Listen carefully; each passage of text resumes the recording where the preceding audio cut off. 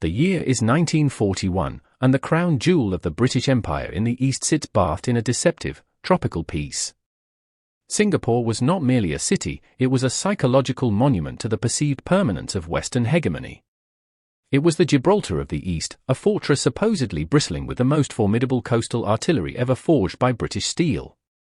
But as the monsoon clouds gathered over the South China Sea, the foundations of this monument were already rotting from a decade of systemic neglect and a catastrophic failure of imagination.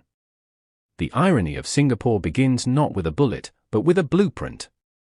For 20 years, the British Admiralty had predicated the defense of the Far East on a singular, fragile concept known as the Singapore Strategy.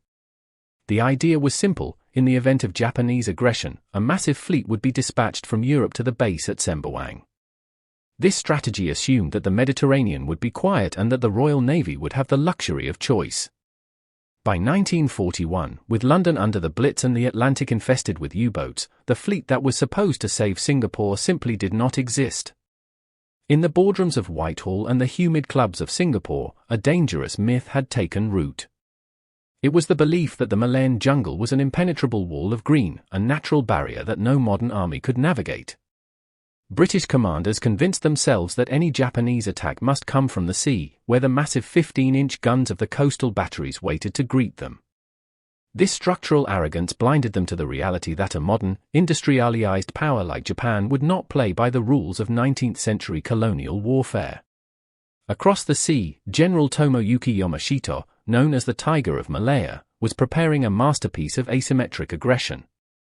While the British focused on the defense of the southern tip of the island, Yamashita was looking north, toward the rugged, mosquito-infested neck of the Malayan Peninsula. He understood that speed was his only ally, as his forces were outnumbered nearly 3-1. He did not need a massive fleet, he needed bicycles, light tanks, and a relentless, driving will that the complacent British command could not fathom. The disaster began in the early hours of December 8, 1941, almost simultaneously with the attack on Pearl Harbor. Japanese troops landed at Kota Baru, on the northern coast of Malaya, slicing through the thin crust of coastal defenses. The British response was a masterclass in hesitation. General Arthur Percival, a man of intellect but little charisma, found himself paralyzed by a command structure that was as rigid as it was inefficient. He had spent years preparing for a war that his superiors refused to fund, and now, the bill had finally come due. In a desperate bid to assert maritime dominance, the Royal Navy dispatched Force Z, centered around the battleship HMS Prince of Wales and the battlecruiser HMS Repulse. They sailed without air cover, a decision born of a bygone era where the battleship was king of the waves. On December 10, Japanese land-based torpedo bombers found them. In a matter of hours, the pride of the British Navy was at the bottom of the sea. For the first time in centuries, the British Empire had lost control of the oceans in the face of an Asian power. The news of the sinking of Force Z sent a shockwave through the world. Winston Churchill would later write that in all of the war, he never received a more direct shock. The psychological shield of the empire had been shattered. On the ground, the situation was deteriorating with terrifying speed. Yamashita's troops were moving through the supposedly impenetrable jungle with the grace of ghosts. They utilized thousands of bicycles to traverse the narrow tracks and muddy paths, bypassing British strongpoints and appearing in the rear of retreating columns. The British and Commonwealth forces, comprised of British, Australian, and Indian troops, were caught in a nightmare of constant retreat. Every time they attempted to form a defensive line, the Japanese would outflank them, often using small boats to leapfrog down the coast. The Indian 11th Division was shattered at the Battle of Jitra, a defeat fueled by poor communication and a total lack of anti-tank weaponry. The British soldiers, many of whom were raw recruits, found themselves fighting an enemy they could not see and a terrain they did not understand. Amidst the systemic collapse, there were flashes of individual brilliance and unsung heroism that history often overlooks. The pilots of the Royal Australian Air Force, flying obsolete Brewster Buffaloes, went up against the legendary Japanese Zeros in a suicidal effort to protect the skies.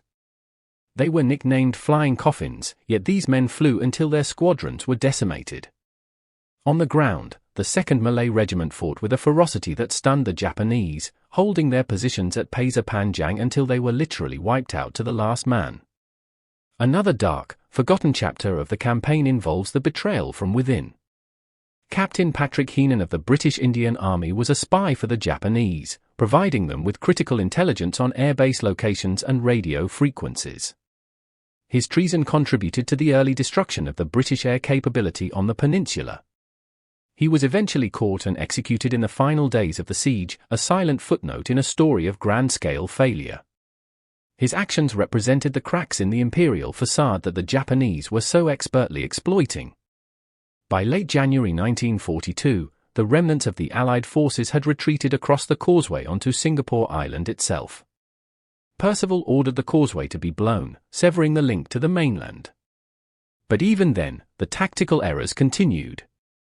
Percival, convinced that the Japanese would land on the northeast coast, spread his exhausted troops thinly across the entire northern shoreline. He ignored intelligence suggesting the attack would come from the northwest, where the mangrove swamps were thickest and the defenses were weakest. Yamashita, meanwhile, was bluffing with a winning hand he did in an Appos, truly hold. His supply lines were stretched to the breaking point, and he was dangerously low on ammunition. He knew that if the British held out for another few weeks, his offensive would stall. He decided to gamble everything on a decisive strike. On the night of February 8, under the cover of a massive artillery barrage, Japanese troops crossed the Johor Strait in collapsible boats, landing exactly where Percival had failed to reinforce. The fighting on the island was chaotic and brutal. The Australian 8th Division, tasked with defending the western sector, was overwhelmed by the sheer intensity of the Japanese assault. Communication broke down completely. Orders were lost in the smoke and the din of mortar fire. The Japanese moved with a singular purpose, capturing the crucial reservoirs that provided the island's water supply. The Gibraltar of the East was now a thirsty, overcrowded cage, filled with over 1 million terrified civilians and nearly 100,000 demoralized soldiers. The horror reached a crescendo at the Alexandra Military Hospital. On February 14, Japanese troops entered the facility and committed a massacre that remains one of the darkest stains of the campaign. They bayoneted doctors, nurses, and even patients on the operating tables. It was a clear signal that the rules of Western warfare were dead.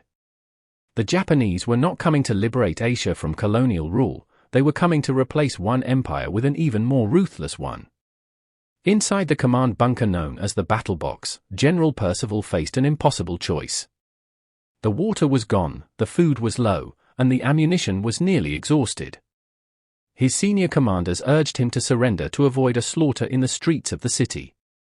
Percival, a man who had spent his life following the book, found that the book had no chapters on how to handle the greatest capitulation in the history of his nation. On the afternoon of February 15, 1942, he began the walk that would haunt him for the rest of his life. The meeting at the Ford factory in Bukit Timah was a study in psychological warfare. Yamashita, sensing Percival's hesitation, pounded the table and demanded a simple yes or no to his terms of unconditional surrender. Percival, pale and gaunt, finally nodded. With that single gesture, over 80,000 British and Commonwealth troops became prisoners of war. It was the largest surrender of British-led forces in history.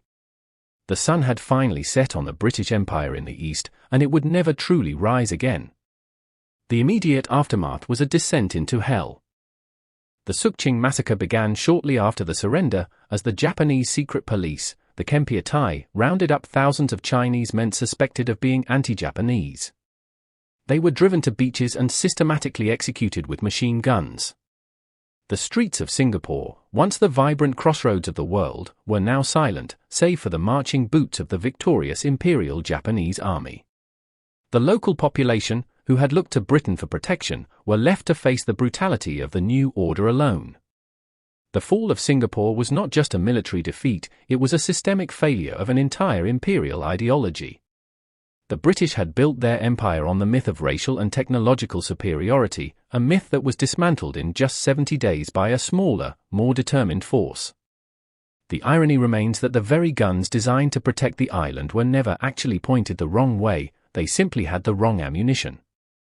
They were supplied with armor-piercing shells for ships, which were useless against the infantry swarming through the rubber plantations. Historians still debate the culpability of Percival, but the failure was far larger than one man. It was a failure of a government that refused to prioritize the Far East until it was too late. It was a failure of a military culture that valued tradition over innovation. And it was a failure of a colonial system that never truly integrated the people it ruled into its defense. The fall of Singapore proved that no fortress is truly impregnable if its defenders lack the vision to see the coming storm. Today, the silence of the old bunkers and the rust on the remaining coastal guns serve as a haunting reminder of the fragility of power. The fall of Singapore remains a pivotal moment in human history, marking the beginning of the end for European colonialism in Asia. It taught the world that the prestige of an empire can vanish in a single tropical afternoon, leaving behind only the ghosts of those who fought and the lessons of those who failed to lead. The tragedy of Singapore is a story of what happens when arrogance meets reality in the heart of the jungle. As the humid air hangs heavy over the modern skyline of Singapore, one can almost hear the ghostly clinking of bicycle chains and the distant echo of a surrender that changed the world forever. The fortress fell not because its walls were weak, but because the spirit that held them together had already withered. History moved on, leaving the Ford factory and the battlefields to be reclaimed by time, but the shadow of February 1942 remains a permanent fixture in the collective memory of the East. The Gibraltar of the East is gone, replaced by a world that learned, through blood and fire, that nothing is permanent, and no empire is eternal. The sun sets over the Johor Strait, casting long shadows over the waters where so many perished in the dark. We are left with the image of a tattered Union Jack being lowered and the rising sun of a new, more violent era taking its place. It is a reminder that the greatest failures are often those of the mind, and the most enduring tragedies are those that could have been avoided. The story of Singapore is a testament to the cost of complacency and the relentless, unforgiving march of time. And so, the jungle grows back over the ruins, whispering the names of the lost into the humid night.